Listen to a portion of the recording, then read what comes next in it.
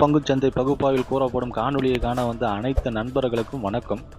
பங்குச்சந்தை கூறப்படும் காளைய நிலை கரடியின் மதிப்பை எந்த அளவுக்கு பங்குச்சந்தையில் தனித்துவத்தை ஏற்படுத்தி வருகிறது என்பது பற்றி தெளிவாக நம் காணொலியில் கூறுகிறோம். பங்குச்சந்தையில் கூறப்படும் அனைத்து கருத்துக்களும் தனிப்பட்ட கருத்து, கல்வி நோக்கத்துக்காக மட்டுமே கூறப்படுகிறது. வாங்க காணொலி உள்ள போலாம். பேங்க் நிப்டி செவ்வாய்க்கிழமை பங்குச்சந்தையுடைய காலையோட நேர்மறை, கரடியோட எதிர்மறை மற்றும் நிலை மதிப்பை பார்ப்பதற்கு முன்பு வெள்ளிக்கிழமை பங்குச்சந்தையில் நிலை மதிப்பு எவ்வாறு செயல்பட்டது என்று சொல்லி பார்ப்போம். வியாழக்கிழமை பங்குச்சந்தை முடிவில் நம்ம என்ன பேசினதுன்னா 59,238 நேர்மறைனும் 59,158 எதிர்மறைனும் பேசியிருந்தோம். வெள்ளிக்கிழமை பங்குச்சந்தையோட துவக்கம் 59,305. இது ஒரு நேர்மறையான துவக்கம் தான்.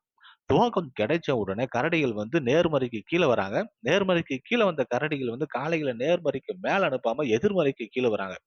எதிர்மறைக்கு கீழே வந்த கரடிகள் காளைகளை எதிர்மறைக்கு மேல அனுப்பாம கரடியோட இலக்கு 1 58,732 என்ற நிலையை அடைறாங்க. இலக்கு 1லிருந்து இலக்கு 2 58,358 என்ற நிலையை அடைந்து வெள்ளிக்கிழமை பங்குச்சந்தையோட முடிவு 58,473. இதை பொறுத்து செவ்வாய்க்கிழமை பங்குச்சந்தையுடைய காலையோட நேர்மறை மற்றும் எதிர்மறையை நம்ம பார்க்கலாம். பேங்க் நிப்டி வெள்ளிக்கிழமை பங்குச்சந்தையுடைய முடிவு 58,473. இதை பொறுத்து செவ்வாய்க்கிழமை பங்குச்சந்தையுடைய காலையோட நேர்மறை 58,538. இலக்கு 1 58,768. இலக்கு 2 59,138. கரடியோட எதிர்மறை 58,358.